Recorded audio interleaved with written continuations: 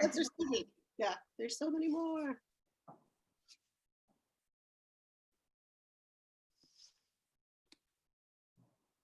It was hard to log in. Good to know. So we'll give people a couple minutes. The question is the one that's up on your screen, which is when you hear the yeah, there's so much. And then I have the chat thing and what kinds of objects come to mind. Thank you for asking, Ellen. Great. Oh, I like the idea of a knife with a ceramic bagel on it. So we'll wait just a few more minutes. And if you're coming in, go ahead and answer the question. Karen, I can tell I'm from the West Coast because I read it as Torah chai, and I was like, chai tea is Jewish. I saw chai too. I saw chai too, and I'm on the East Coast, so. It was like, it feels that way, doesn't it? Yeah.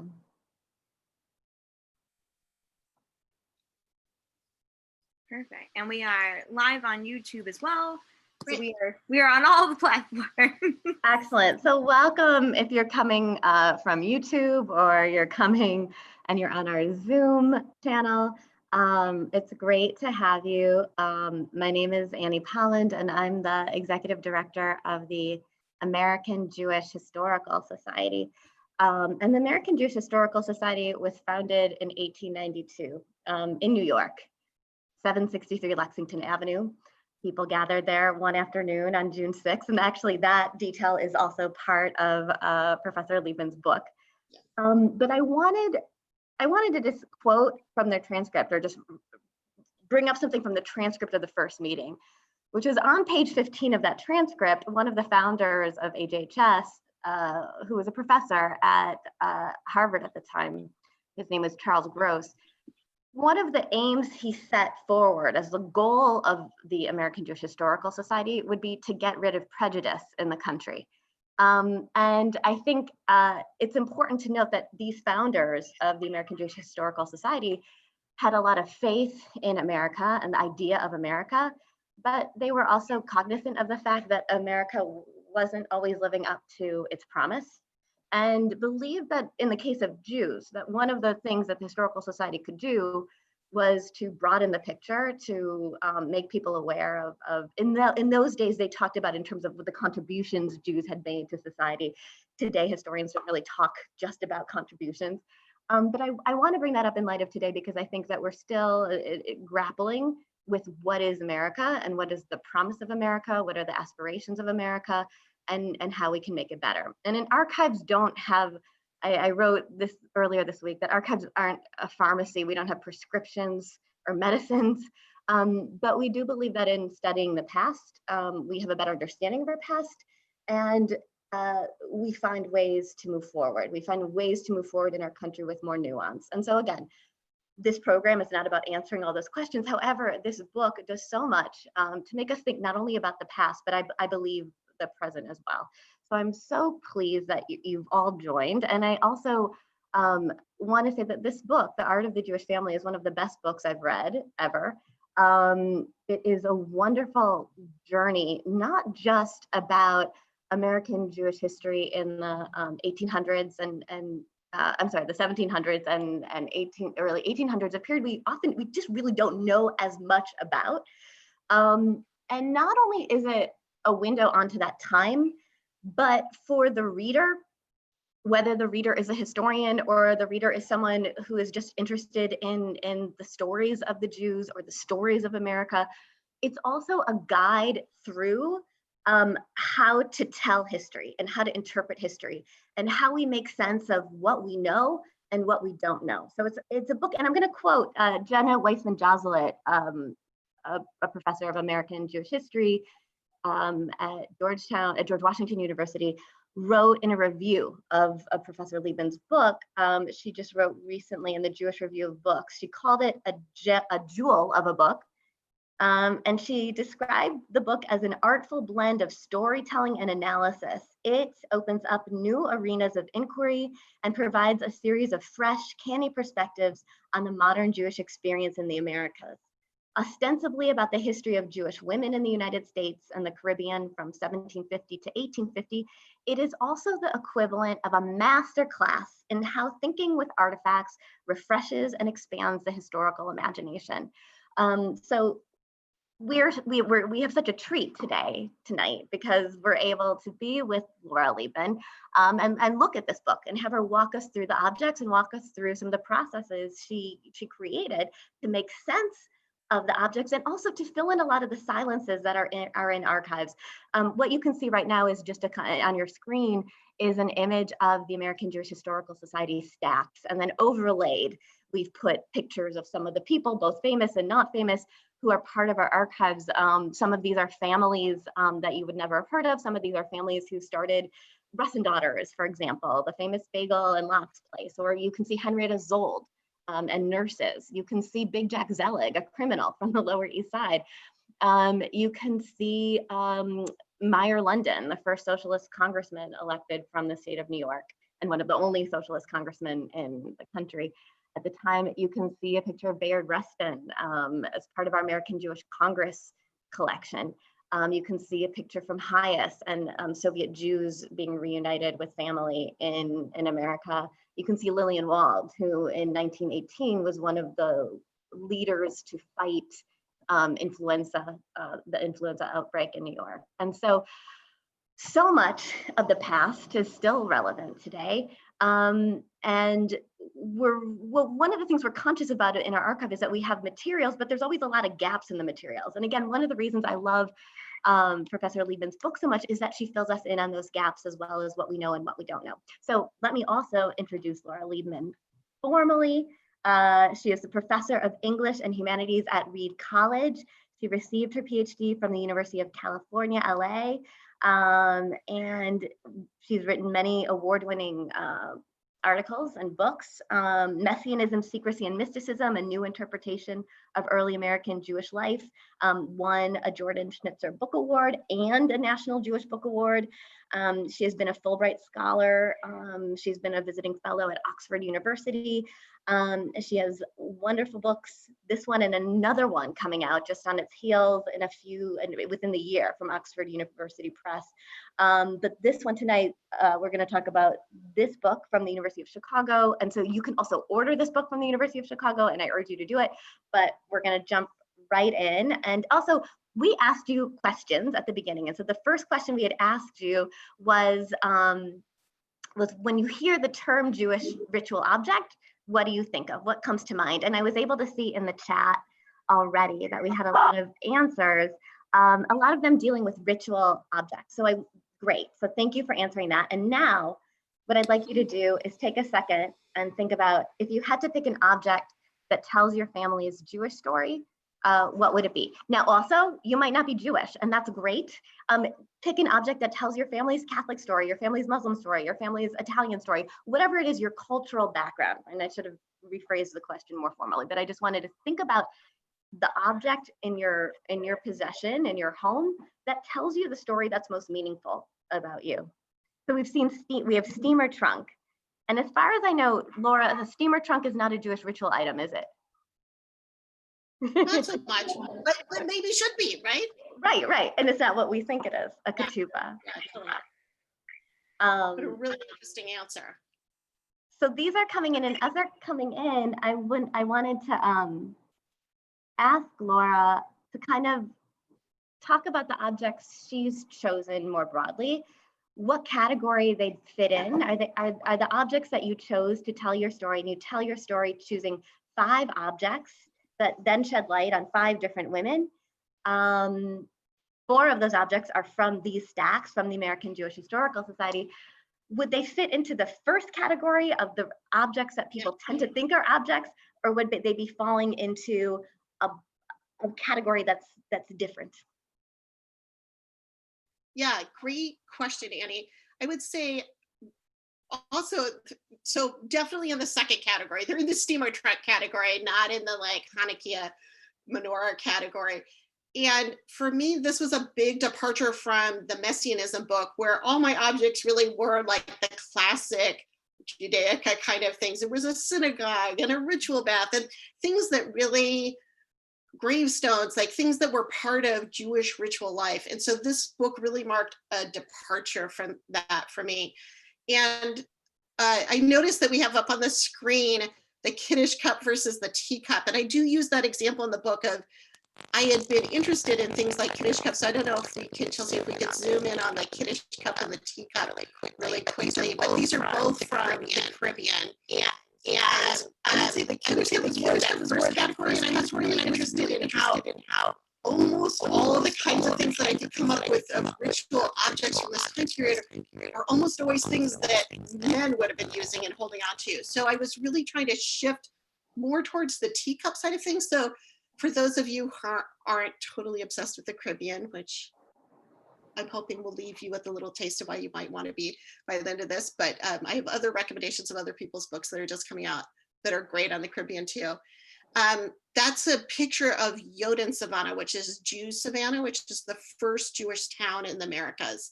So I was really interested in the teacup in part because it was not, it was sort of Jewish, right? Like it's got this Jewish scene on it, but it's a teacup, right? And that's not something that we associate with Jewish rituals, but was super tea rituals. First of all, they're something which are very much in women's domain for this time period. It's something where the women with the highest status or the oldest women in the household would be running the tea ceremony. And they're really important for the ways that Jews sort of express their identity as elite cosmopolitan members of Surinamese society. So really just sort of shifting the locus out of, certainly out of the synagogue and into the home. I think the Kiddush cup does that a little bit, but also a shifting of like, what happens when I try and focus on objects which are more things that women were in charge of, as opposed to by default going back to men's objects all the time. Yeah, I was gonna say, or like even in the last book when I was doing gravestones, it sort of like started with something which was men's stuff and I just came up with women's examples, if that makes any sense, right? It's trying to get away from the add women and stir and just changing this focus of the debate and the discussion. And it seems like there's a little bit of a delay, but I will go slow. It seems like part of what you were doing as well by focusing on objects that aren't traditionally known as Jewish ritual objects or objects that had to do with Judaism is it provides space to look at how women were negotiating these new identities and how these identities were changing over time. Yeah, totally. And I would say, yes, in the sense that like that felt like there was also a way in which focusing on the objects which were the ones were important for women and the way they were constructing Jewishness also allowed me to tell the women's stories more fully, instead of again just being like, here's the synagogue story of how religion changed over time. And I could only then talk about when women start being important in the synagogue, which seems like not good for my time period, right? Like it basically right at the end of this time period is when you start seeing women beginning what would become sisterhoods and taking over education in the synagogue. But it's late, right? Like that's already in the 1820s, 1830s. And for those of us who work on early America, that leaves this huge swath of time when you don't have women's materials being so important or women's roles not being as important. I would say the other thing that's important about that teacup, I don't know if we have the flip side of it, but you can sort of see on the edge of the teacup that there's this little rough part at the very top. And that rough part is where there was a handle. There used to be this very elaborate curly handle. And I got them to turn it around and photograph it for me because I was like, I want the backside of that cup, the part that's not normally what we care about looking at because it's broken.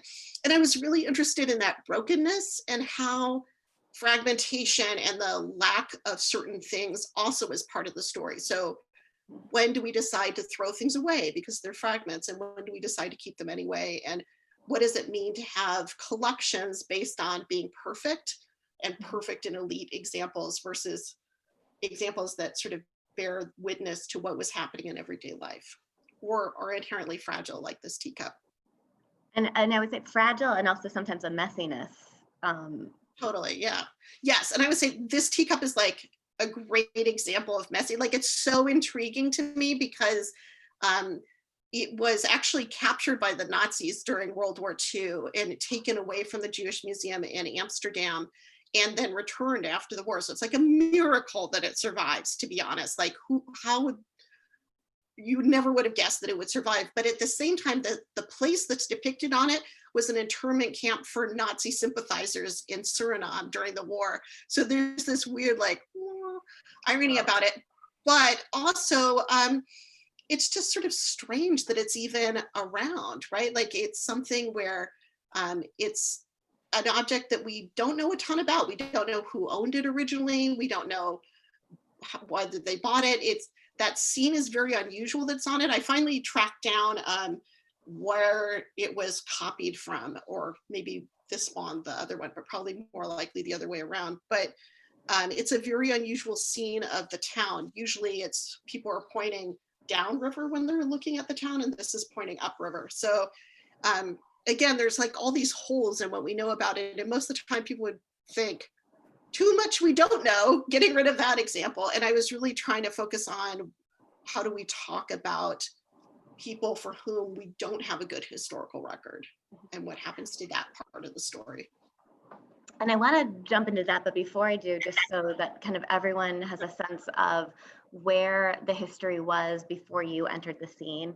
In other words, who were the women that we did know about in the 1700s and 1800s, and what were the sources that we had to understand their lives?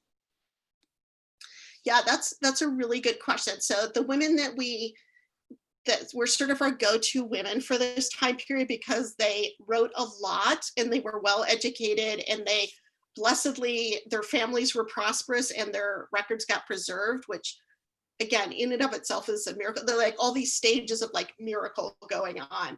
But those women pretty much are Rebecca Gratz and Abigail Franks. And for me, I love those women. In fact, I have a new website out for children called I Spy with Rebecca Gratz's Eyes. So like, I'm obsessed with them, but I also felt like they're limiting us in terms of the story we tell a lot of the time, because they're very wealthy. They have a lot of privilege, and they're very well educated, and that's just not the norm. So they're sort of weirdly, by focusing on who left really good records, we leave out the story of all the people who weren't as prosperous and the majority of Jewish women for this time period. So for me, and also, you know, honestly, since I work a lot in Sephardic studies, they're Ashkenazi women. And it felt really painful that like, this is the time period when Sephardic Jews rule the colonies, everything is Sephardic right. And the greatest stuff that we had was from Ashkenazi women. So it was like weirdly distorting the story in that way, I think too. So yeah, I think particularly the first chapter, I'm really trying to push back against that story of the elite women as being the story that we want to be telling all the time. In terms of historians tend to focus so much on words. So there was kind of this sense that these letters existed. We know about these women's lives. Now let's move on to the women's lives for whom we have even more words, like women in the last century. But you kept going, and you decided to act. Not only that, you decided to pick your stories based on the objects first, not the women. So you went to the objects first and then told the stories of women. So tell us a little bit about that. And if you want to choose one of the women as an example, go right ahead. Sure. So I would say a great example, well, basically any of them are good examples of this, but maybe let's go ahead and look at the Hannah Lusada letter. So it's that one in the middle there. So Hannah Lusada is a Sephardic woman who lives in the colonies, and she's like all the women pretty much from this time period. If you look at the biographical dictionary of early American Jews, there'll be like one sentence. At most, it will say when they were born and died, and we didn't even know that for her. And then it will say who they were married to, and that's pretty much it. So it's like that. Sometimes it will tell you their father. Done. Like, that's all we know about them. And I was really trying to push back against that. So Hannah is somebody where I was looking for something that would allow me to think about what was going on with women who were not of that elite class. And this is really a rare instance of what sometimes during the time period called begging letters. So letters where poor Jews are asking the congregations for funding. There's not the same kind of social welfare system that we have today. So Jews really have to go to Jewish congregations in order to get, in this case, she's asking for my winter's provisions, a little money to buy some wood for the winter. And she just wants money to be able to pay her rent and for food and to heat her house. So she's really kind of struggling to get by. And so I was interested in that, and then trying to figure out what could I find out about Hannah and what could I extract out of what was in this letter that largely had been ignored. Occasionally you'll find an early scholar complaining that she's a whiner, which I was like, Very sensitive. why does she have to whine so much? Like, I'm not sure I would call it whining. And also, like, why is she in this situation where she has to continually ask people for money? And it turns out there are actually a few letters written by her that were preserved largely by accident of who she was writing to. So she wrote to Aaron Lopez, who's very wealthy, and people were interested in him. So they preserved her letters because they were to Aaron Lopez. So, but those had often been, people had misread her signature because they didn't like her writing. So I was really trying to figure out like what's going on with the kinds of language she uses, and what that could tell us about her history that we weren't able to get from the written records. So in some ways it's like taking material culture practices and using them to look at writing. From the first gloss, looking at the letter, it seems like this is someone who doesn't know English very well. Totally. And Yeah, is spelling things. Chelsea, if it's possible to zoom out just a teeny bit, I don't know if that's possible, then people can sort of see. Yeah, so she says, she uses this like, I would come down myself to fetch it, but been disabled, my legs having swelled, but I hope that ancient proverb not out of sight, out of mind. So yes, it's very like fragmentary. And again, some scholars who had written about it kind of complained, what's up with Hannah? She's not very good with English. And I, again, was trying to figure out, well, why isn't Hannah very good with English? And for somebody who works a lot on colonial handwriting, her handwriting is actually really, really nice. So I was like, what's up with the fact that Hannah's writing is so beautiful for somebody doing a begging letter? Usually begging letters, the few that we have are all scratched out and have a lot of mistakes in them in terms of like the actual orthography. Hers is not like that at all. And now if we zoom in on her signature, I was super interested in the way that she signs her name because she has that characteristic rubrica, which we expect from Western Sephardic. Laura, I just want to pause for a second. I think it's a little bit fuzzy. We don't know who her father or mother were. We do know that she was trained in Sephardic style writing. And her other letters are, one of them is in Spanish, and it's beautiful Spanish, right? Like it's not just the writing is beautiful in terms of the way it's written, but the Spanish itself is very melodious. So it really does support this idea that, okay, she doesn't write in English very well because it's not her first language, right? There's a reason why women aren't being educated in the language of the colonies and how that cuts them out of the economy that's going on. And is part of the reason why so many women end up on the poor rosters after their husbands died. They just aren't being equipped with the ability to run the businesses. And she tries to run the business and fails. And honestly, her husband was also sort of failing at business, so it's not really her fault. But the fact that her English isn't fantastic may be part of that, right? Like that's part of a structural issue that's going on with education. I just want to pause for a second. I want to make sure our sound is okay. Is there Okay, some other? It's telling us the audio is fuzzy. Yes. Let's see. Laura, do you mind trying? I'm going to type in there. I don't know if you can hear me. We can hear you. Got it. It's not thing. I'm kind of hearing a little reverb.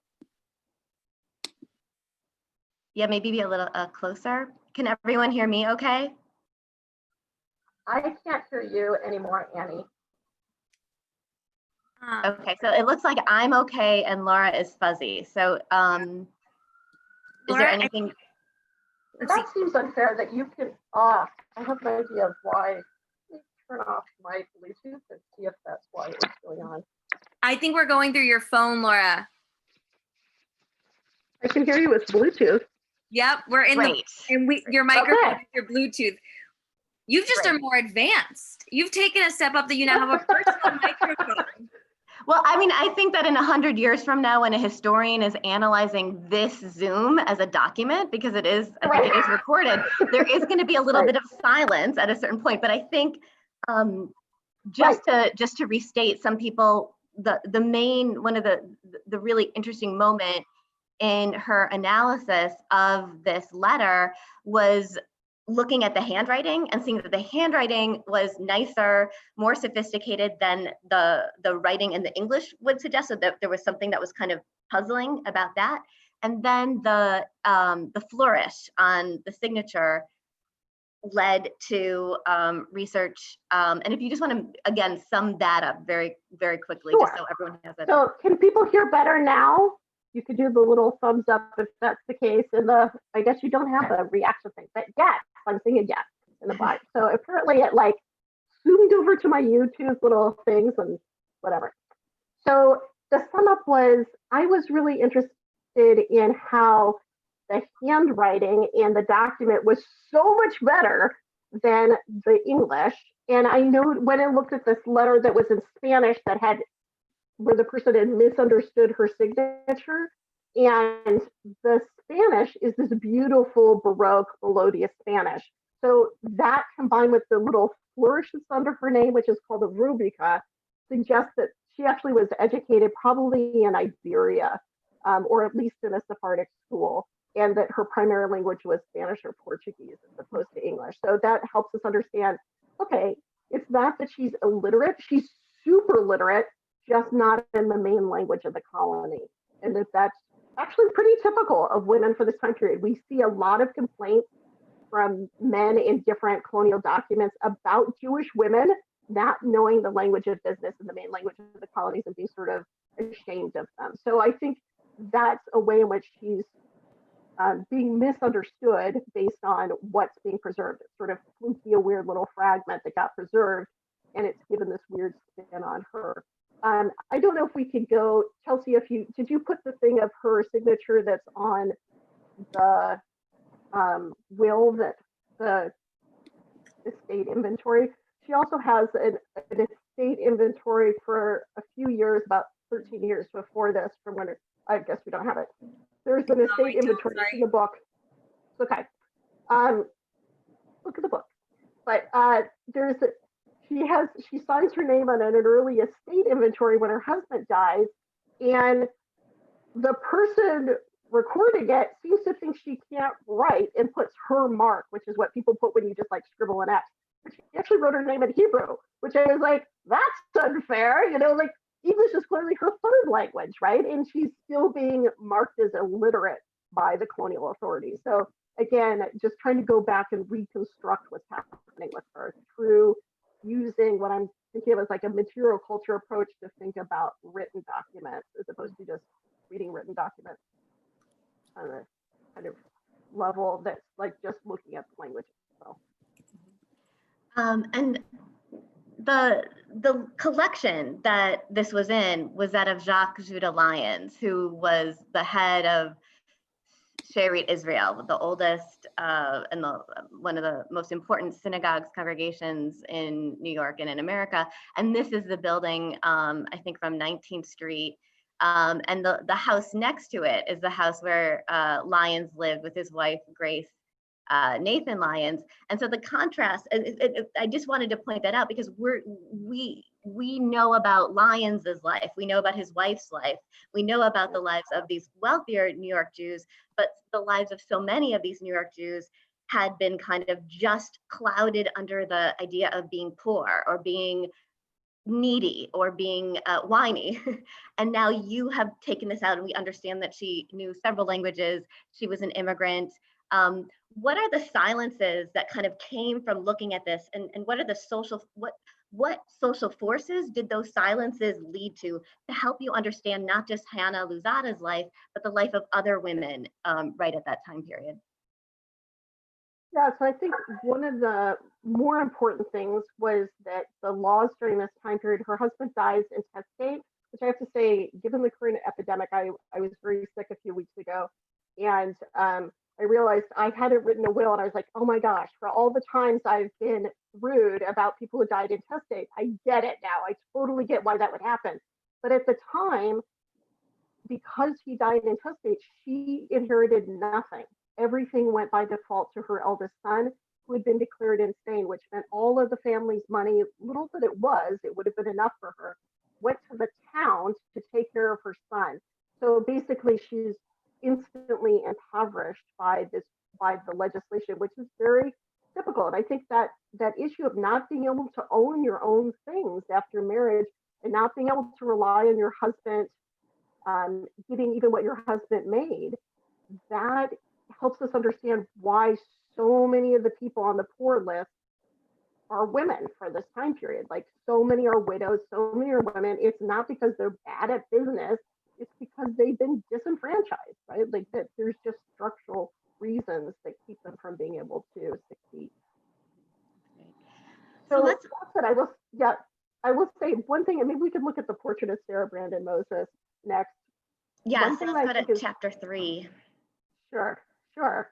So maybe as a segue into that, one thing that I think is interesting about Hannah is, in spite of all those ways that she seems like a victim of colonial society, she is also an agent of oppression for other people, that she's a slave owner. And so I was also interested in trying to get at who are on other sides of that sphere. So Sarah Brandon Moses begins her life enslaved in Barbados and ends up one of the wealthiest women in New York. And this particular picture is an ivory miniature. It's very small, about this big, that's in the archive at AJHS.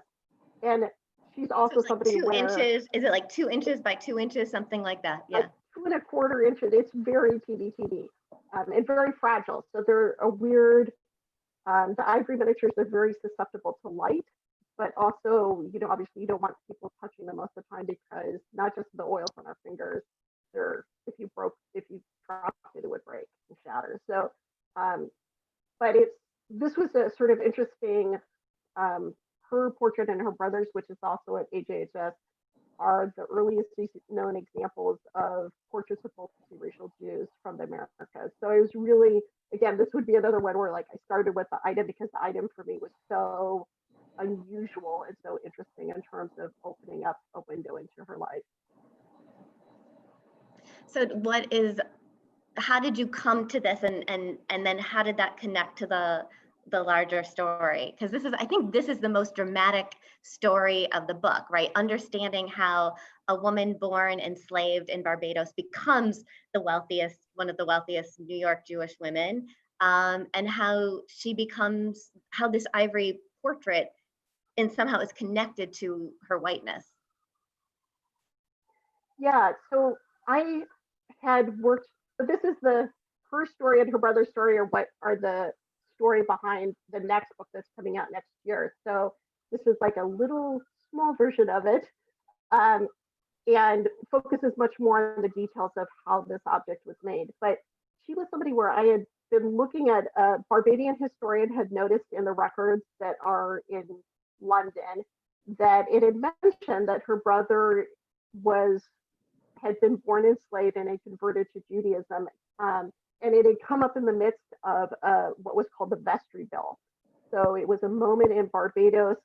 Apparently my voice is garbled.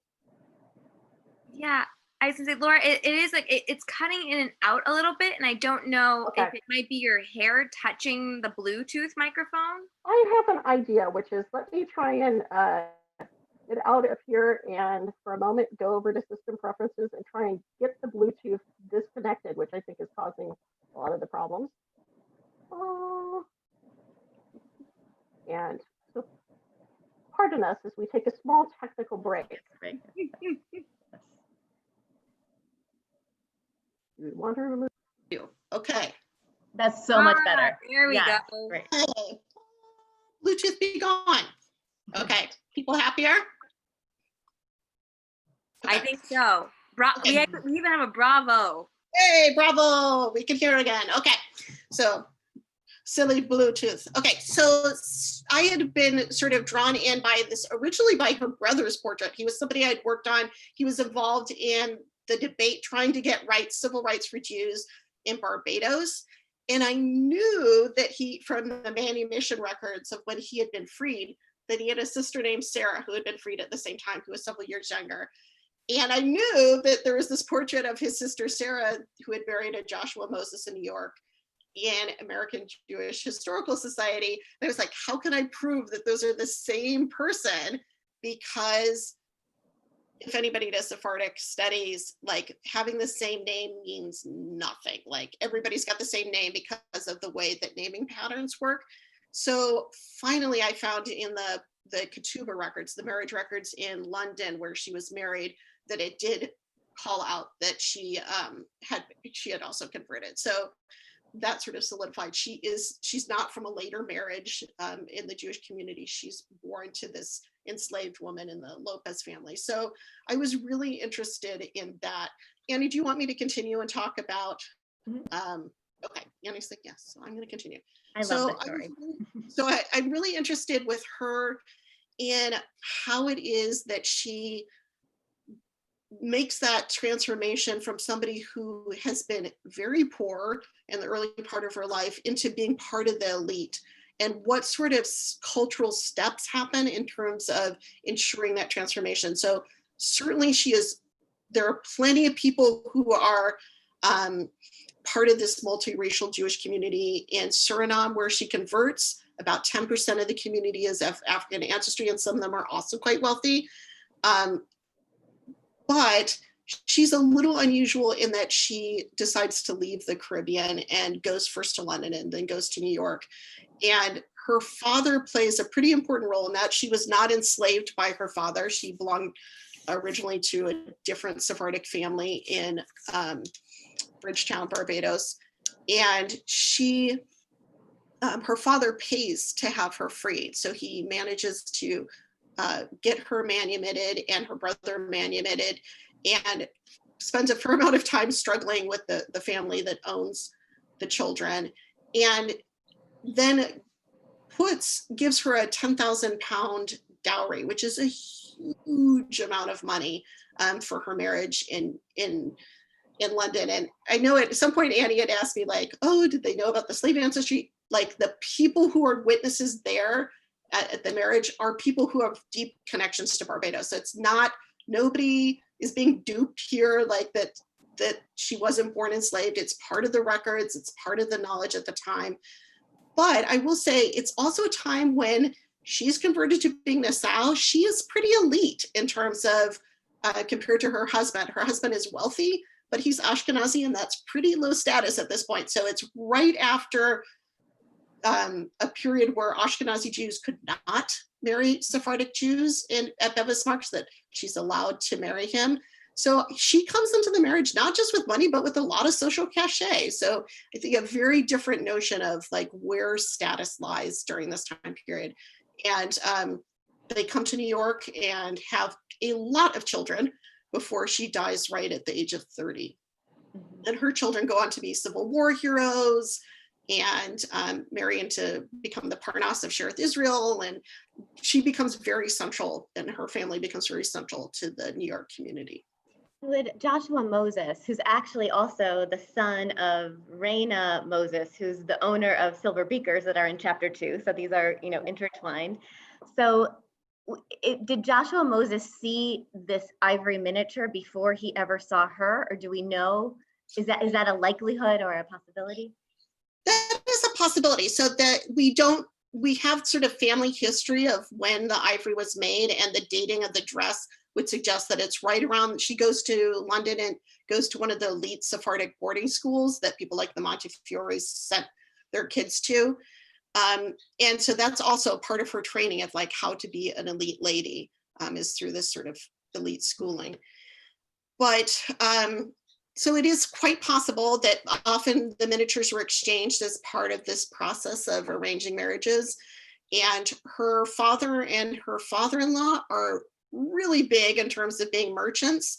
And this was a good match for the family in terms of expanding family business. So they've got a lot riding on the family connections there. So it's quite possible that it was used as a first way of approaching or as a gift when they got engaged. And you spent, I mean, it's fascinating the way you kind of explained to us how ivory miniatures are made and how that was kind of what agency she would have had in determining what it looks like. So if you want to kind of walk us through what these ivory miniatures are and what light they shed on her transformation. Yeah, sure. Sorry. So they're very small. They're from elephant tusks during this time period, and it would have been cut extremely thin. So thank you. So you can sort of see some of the grain that's going on behind it.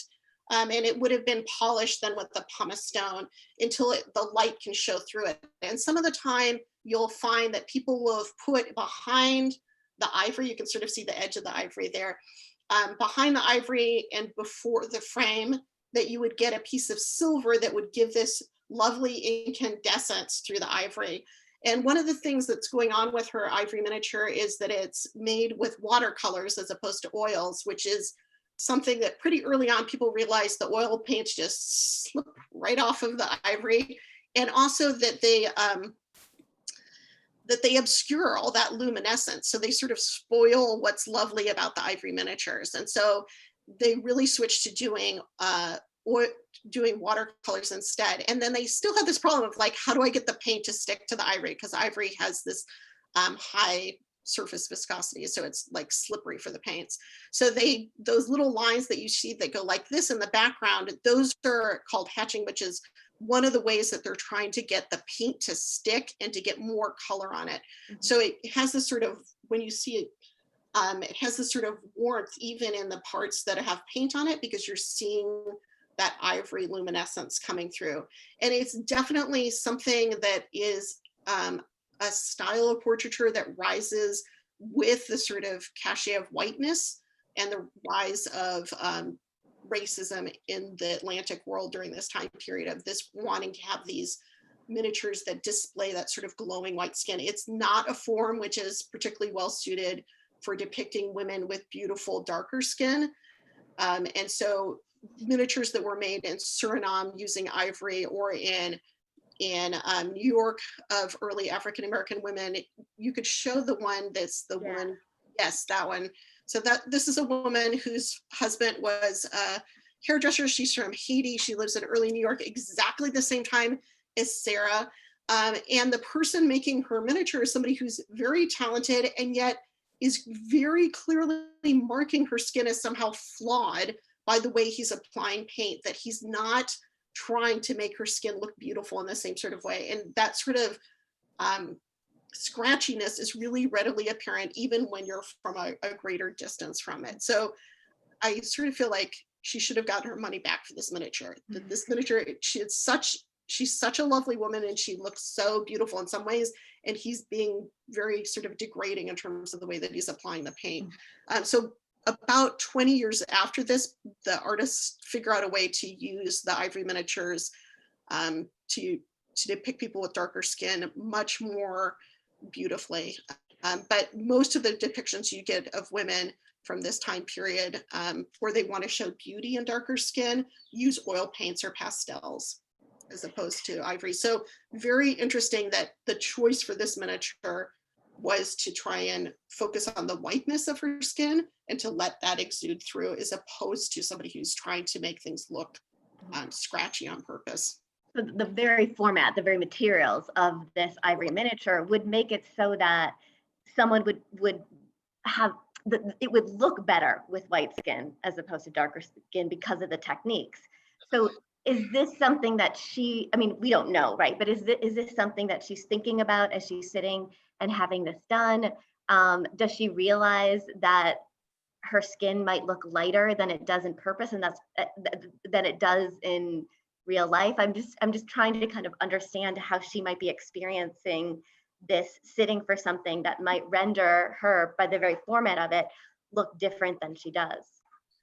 Yeah, and again, we don't know. But I think what's important to me is that her family is choosing a format which is associated with whiteness, right? Like that is about whiteness as a beauty statement. So I think that for me is really interesting. Her family, it's pretty normal that when they're done with the miniatures, the family gets a chance to look at it and say like yes or no. And her father has a lot of money. These are very high quality miniatures. So I think it's important that whether it's her or her father, somebody is making sure that she's being presented within this discourse of whiteness during the time period, and that it's not somebody who's going to give one of these scratchy little miniatures from the time period.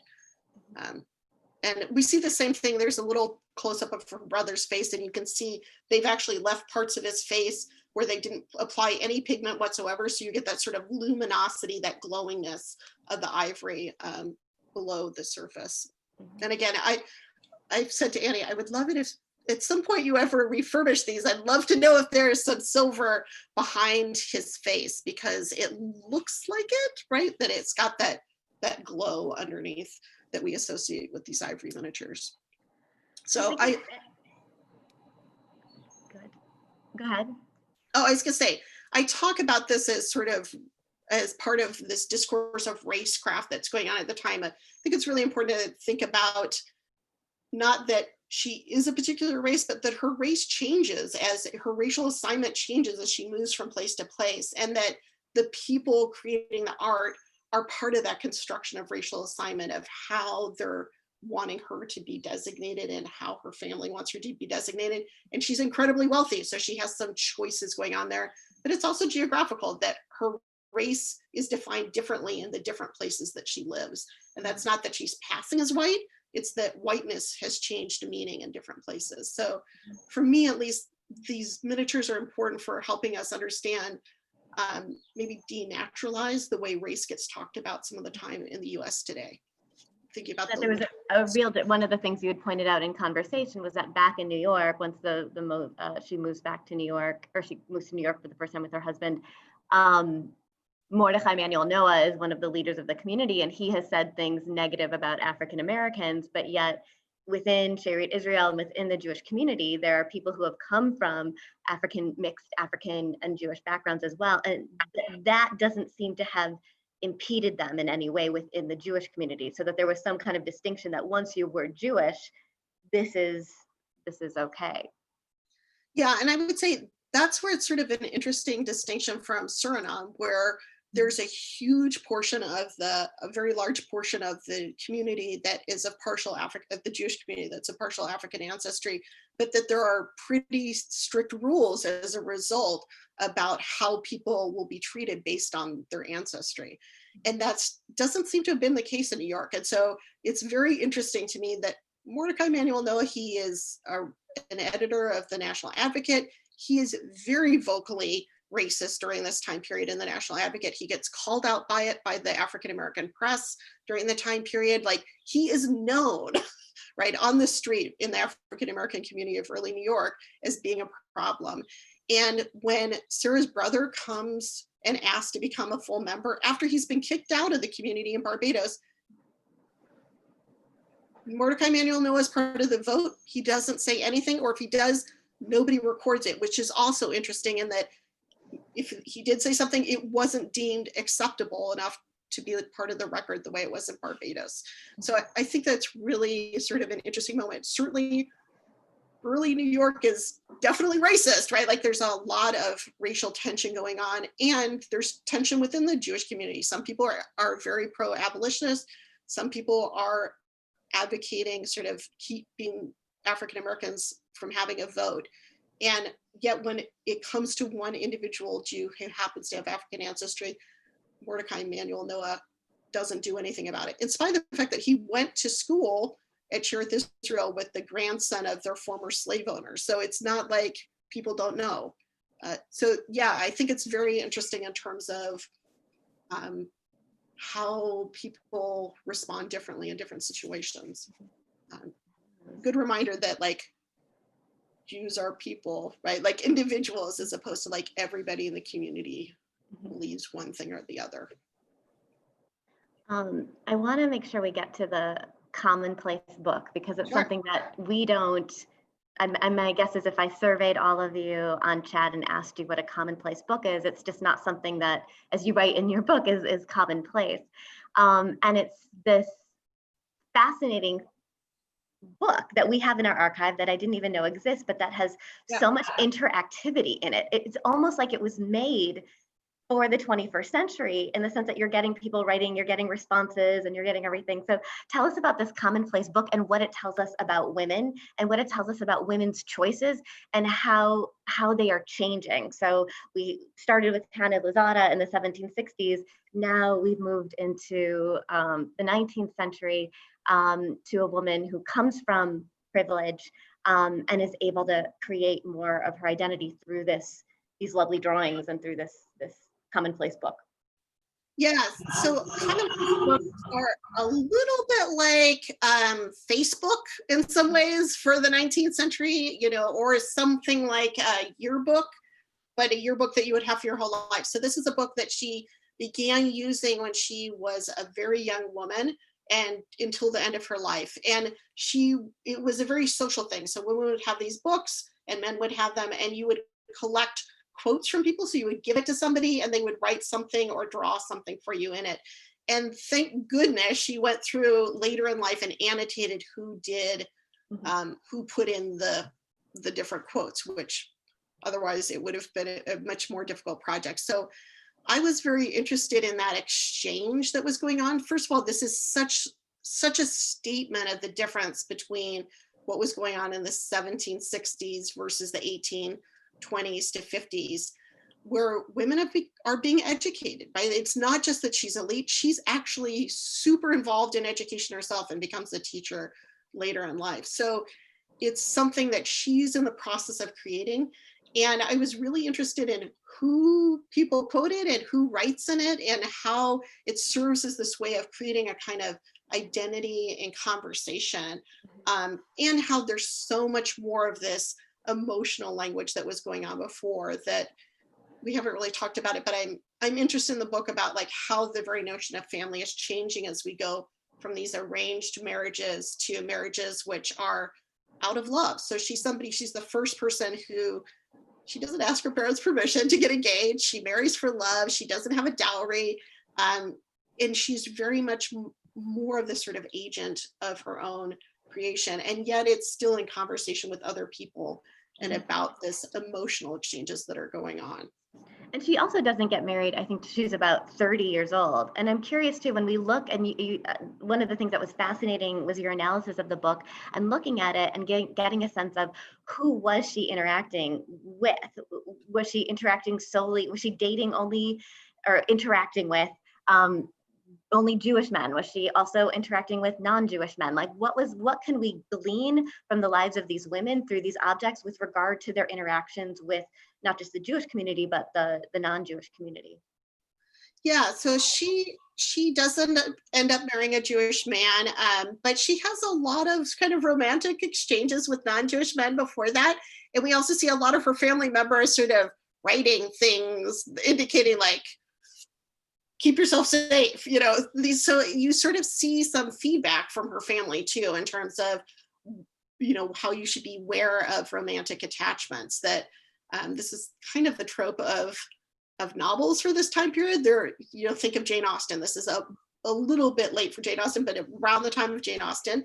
And it's really these novels that are about, okay, I want to marry for love, but how can I trust my heart? Because what if he's a rogue, right? So we do get a lot of those kinds of, don't worry about the rogue, from her family members. So very kind of interesting. We also see people quoting different Jewish books from the time period. So one of my favorite instances is somebody who's a Jewish man visiting from abroad writes in quotes from Benjamin Disraeli's early novel. And so that's sort of fascinating to me too, that it's this moment where could Jews ever be accepted, you know, and what will go on. So it's sort of fascinating to see like this cosmopolitanness going on as well. The question was asked in the chat. I didn't explain, so I apologize. The book was owned by Sarah Hayes, later Sarah Hayes Mordecai, and Sarah Hayes was also connects back because she's the niece of Rebecca Gratz. Yes, she's the niece of Rebecca Gratz, and she's also the niece by marriage of Joshua Moses's brother Solomon. So she's distantly related to the other two people that came before this too. Which I love the part, this is more of an aside, but I love when Solomon Moses is courting Rachel Gratz and there's letters from the sisters about what a bore he is, how obnoxious he is. Right, yes. Yeah, so Solomon Moses apparently was super dull. And Rachel then has a change of heart and marries him and realizes maybe he wasn't as boring as I thought. She was incredibly beautiful and was known for being very beautiful. And all the sisters are like, Solomon. And so she has to like negotiate with her sisters, like, are you going to forgive me if I marry him? And your opinion matters to me. I think it's super important because a lot of times we forget about the effective bonds between women too, that the women's relationships with each other are super, super important. And her sisters, before they get married or whether they stay unmarried, are playing this crucial role in keeping the family together. So it's not just I marry for love, but women's emotional relationships with each other are creating really important kinship bonds during this time period. So it's hard. I love my sister and I have a twin, so I think I'm super close to her, but I can't imagine being like writing to my sister and saying like, well, I just won't marry him if you can't like convince my other sister that it's okay. It's such an interesting moment. It also kind of shows that just because someone is marrying for love doesn't mean they've forsaken all the family's opinions about this person, right? It's negotiating this. And then, she does marry someone who is Jewish from the South, part of the military. But one of the interesting things I found was that he wasn't very religious, or he was less religious and ritualistic than she was. And part of the marriage kind of agreement that they had with each other was that she would be able to raise the children as Jews. And he's Jewish as well, but just isn't interested in it. But then when it came time to circumcise, I think their sons, he refused, he did not let her do that. So it's interesting that, the kinds of changes that are happening at this time and how she's left to kind of negotiate this, having taken away a very important ritual, how she still will at that time figure out how to raise her children as Jews. Also, he's taken her to West Point. So she's not at that point in her Philadelphia Jewish community or any real Jewish community to speak of in that place. Yes, I would say that. Yes, that is something she negotiates throughout her life. And I think it's also important that at some point, because of the Civil War, his ties to the military, which were so strong and it become his kind of surrogate family, he has to renege those because he is going to be forced to choose sides. And his brothers are fighting on behalf of the South, and he's stationed in the North at this point in near Troy, New York. And so he really, and he's in charge of an arsenal there. He doesn't want to fight against his own family. His family, he gets asked to fight very high up on the South. And he says, could you transfer me to California? And the Northerners say, no, we can't transfer you to California. And so he quits. And so midlife, his entire livelihood is gone. They end up moving back to where her family is. And that network that she's built becomes the basis of, helps her build a school and whatnot. And she and her daughters have to support him until he can get back on his feet. So I do think there is something important, even though he's gone back on his word. That community is a big important. He is buried in the Mikveh Israel Cemetery. So at least after death, he's back in. I mean, and then we also see the way in which a woman of education is able to use that education now to make a living. And this would be the case both for married women and for single women as well. And I think one of the really, really interesting things about the book that made me connect to the archives and some of the things I've been thinking about women there, a lot of times you can hear in contemporary rhetoric to this day, this idea that Jewish women's role is in terms of connection to Jewish continuity, is literally to bear children. Like, this is still something that we hear about today. It's debated, but it's still even part of the conversation. But the most famous women in our archive, so the women that we know about, and there's many more women like Emma Lazarus or Molly Picon or Ray Frank, who gave the first sermon in front of a synagogue in the 1890s, and Henrietta Zold, who founded Hadassah and Youth Aliyah villages and saved tens of thousands of Jewish children. They themselves did not have children, but yet kind of built the Jewish community in other ways. So I'd love to hear what you have to say about single women and why many Jewish women might have chosen to remain single. I think that's something that in some people say, oh, they just couldn't find a partner, so they didn't get married. But it seems like you're finding examples of women who really had incentive not to get married. Yeah, so particularly before the middle of the 1850s, when the marriage laws about owning property changed, for elite women, there's a big incentive to stay single, in that it allows you to control some of your property, particularly for people where they've inherited quite a large amount of money. So the idea that you would lose your capacity to be self-reliant on some level is a big reason for staying single for some of these women. Also, for women like Rebecca Gratz, she is doing an incredible amount of work, both within her family and in terms of the community, in terms of building social structures and building Jewish identity, preserving it for the next generation, that honestly, if she were married, would be much harder to do. So I do think that she thinks of, like, I can imagine, like, if I were during this time period and I wanted to have time to do my own writing, marriage would not be the way to go, right? So I think there's a reason, as you said, that many of the women who wrote and that we have their records didn't marry because they had more time. And I would say even for women who are not as wealthy, we see that, like, having marriage and children becomes in some ways a liability too. So like with Hannah, at some point when she's asking for money, Sherith Israel, the men on the board, say to her, you can have money for those things, but then we want your son to not live with you and he needs to live in New York where he can go to school. So she can sort of choose between eating or living with her son. And again, that sort of lack of autonomy seems to be really important. So she's sort of caught in this bind too.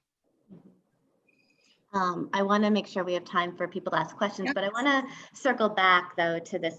Again, one of the things that I love about this book is, as much as you're kind of painting a rich picture, a textured picture of 18th and 19th century life, there are so many connections to present day. So I wanted to give you an opportunity to kind of, is this something I'm reading into it, or is this something, I don't think that's the case, but I'd love for you to talk about the kind of aha moments that you had as you were doing your research, where you thought something connected to the present, or you were working on something and something happened in the present and it connected back.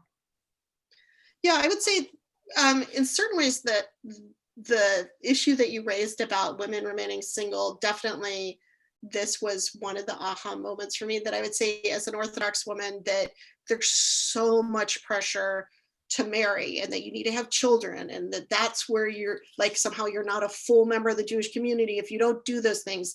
And personally, I found that to be enormously painful as somebody who, like Sarah Ann Hayes, married later, right? So like those years of like, no, I am a real person and I have things that I'm doing that are important, and that those matter. And I would say also as a woman who adopted children, that it was really interesting to me to see the women in this book who were single, but were raising whole generations of kids. So like Rebecca Gratz we talk about her as single. She raised all of her sister Rachel's kids because Rachel died very young in childbirth. And almost all of the women that I was looking at in these families who were single were raising their brothers or sisters' children at some point.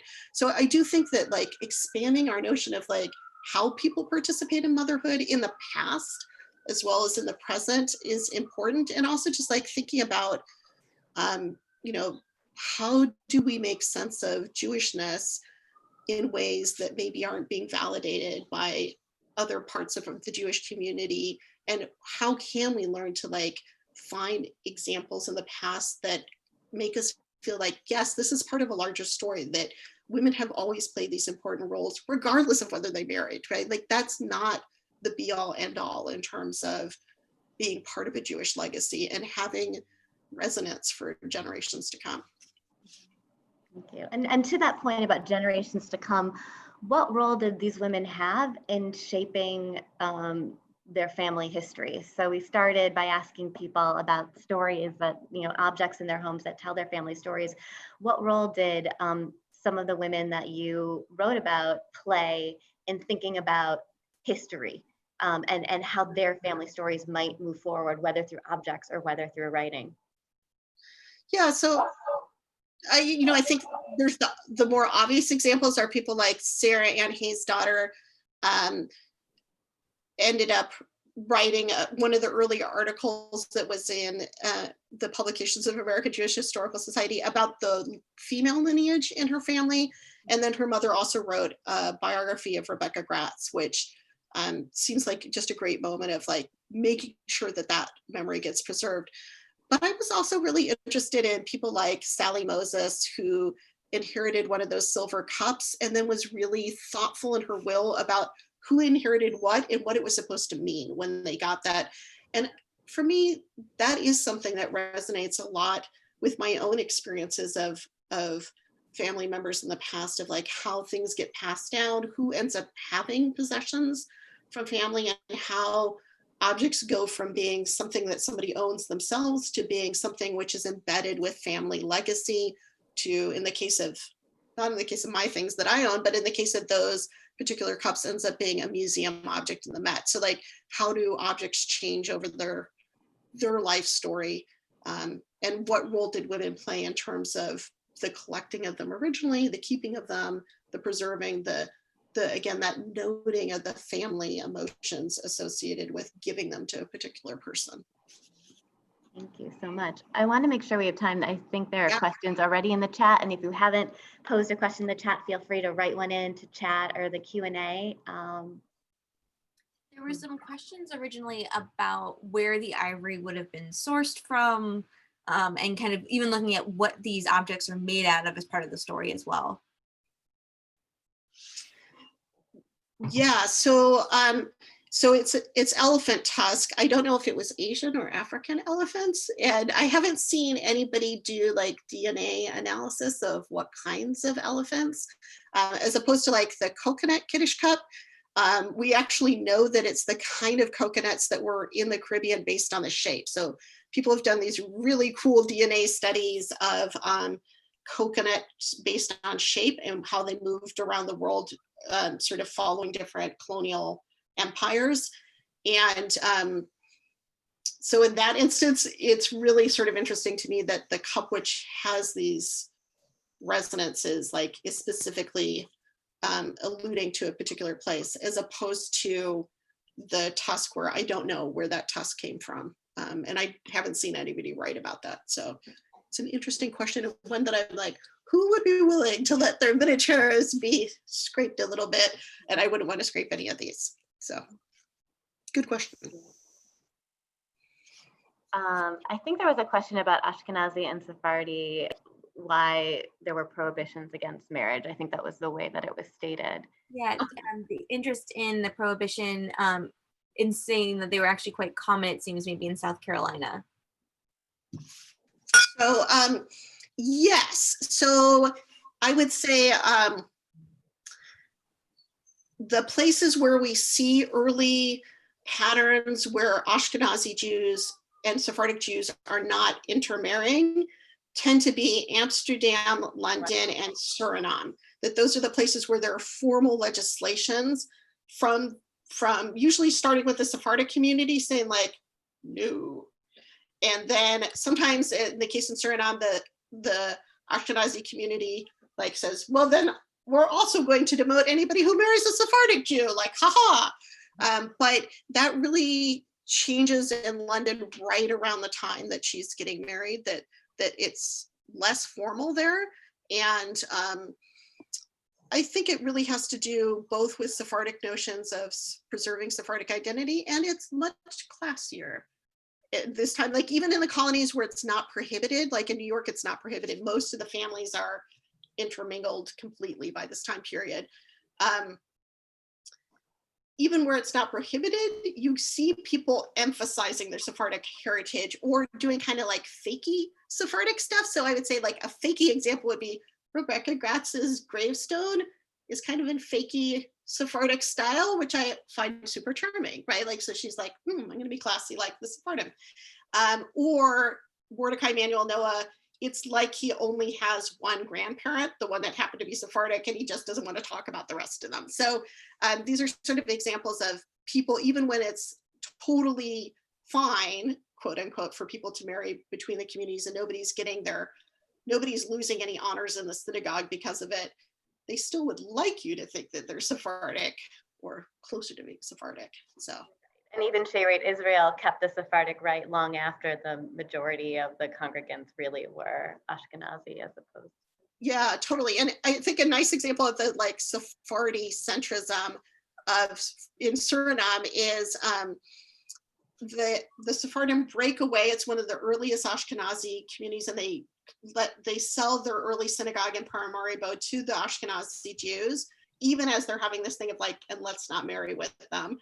And but after this, the Ashkenazi Jews take over the High German congregation, they still follow the Sephardic rite. And up until the 1830s, they're still saying the prayers in Spanish for the government. And so they write to Amsterdam and they're like, can we stop saying the prayer to the government in Spanish? Because none of us can pronounce it or understand it, right? Like this is a Dutch colony. These are German Jews. Like, why are they saying prayers in Spanish? Because that's yeah. Yeah. So I think there might be one last question.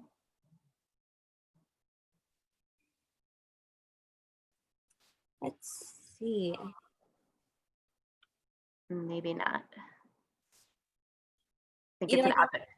Yeah, I think a lot of them are contextual questions that I think will be a part of the book if you have the opportunity to read it, which I hope we all do, and kind of more getting into the nitty-gritty details of some of the stories as well. So yeah, so I noticed Ellen Cole, I see that you asked, did you find if she got her wood? She did, she got her wood. So that was nice. And what's interesting, I would say too, is she actually this is her regular allotment. She has to do these sort of debasing letters, which are very formulaic every time she wants something, right? So she definitely knows how she's supposed to position herself. It's not, but she gets her allotment as per usual, but she continues to struggle for many years up until her death.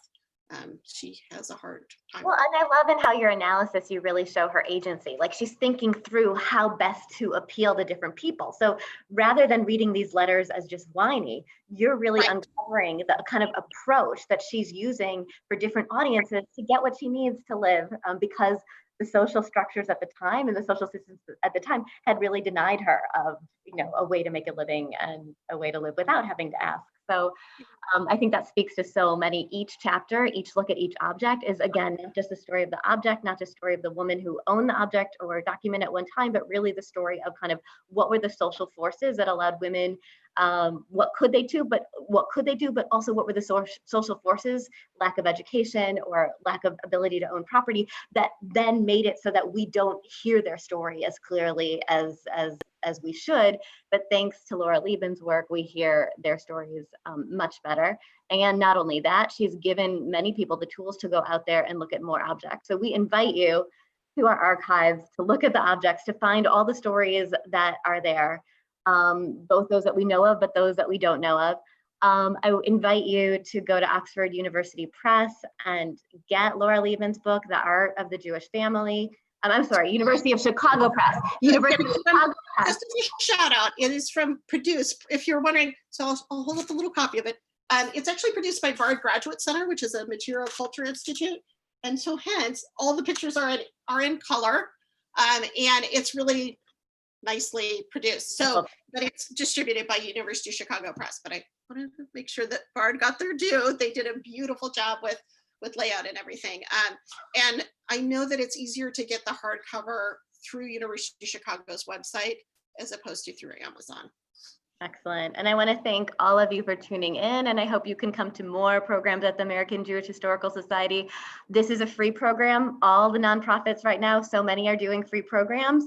But one thing I will say, with an eye to the future and an eye understanding everything that nonprofits are going through, if you want nonprofits to exist in the coming years, and American Jewish Historical Society has been around since 1892, and we expect to be around for another century or so, and hopefully more, but we do appreciate your help. So if you're able to donate, please go to ajhs.org/donate. And that enables us to kind of keep doing this work, keep preserving the materials that later historians can interpret, and also it enables us to do new collections so that we are able to preserve your stories for generations to come. So thank you, Laura Liebman, for this beautiful book and for all of your work. Thank you, Chelsea Bracci from the American Jewish Historical Society, who handled all the tech and makes everything happen on all sorts of levels. So good evening to everyone, and thank you so much. And Laura, if you want to stay on for a minute, we can. Yeah. Sure, I was gonna say, I'm happy to answer other questions if people have them. But thank you so much, Annie. And honestly, like, this book is very much a love story to American Jewish Historical Society. And I think it is a really good example of like how, even though that may not have been what the people were intending, like Lyons, when he put that in the collection, was for somebody to come along and analyze it this way, like there's such a gold mine of resources at the Historical Society and so many beautiful objects that the digitization has really just made a huge difference. I would say, you know, a lot of this couldn't be possible without the kind of digital photography and whatnot that's happened. And we just got a new grant to digitize more of the American Jewish Congress papers and photos. Again, and to that point about not things that people don't often intend, the last program we did, we were looking at photographs from the 1930s, and there was so much in those photographs that the photographer had not intended. Not only that, technology today allows us to see things that we wouldn't have seen if we were just looking at the actual photos. So anyway. Totally. Yeah, I would say that's 100% the case with those miniatures, that the way we analyze the miniatures has just dramatically changed in the past 10 years because of the advances in digital photography. And it allows us to do the kind of analysis I did that we never would have been able to do before, and really understand the way the paint works, for example. Excellent. Wonderful. I am going to end the meeting so that way it'll send everyone back off to into their living rooms and rooms of their homes. So we'll say one last goodbye to everyone as we end our live stream tonight. Thank you, and thank you, Laura. Bye. Thank you, Annie. Thank you, Chelsea. Bye. Bye.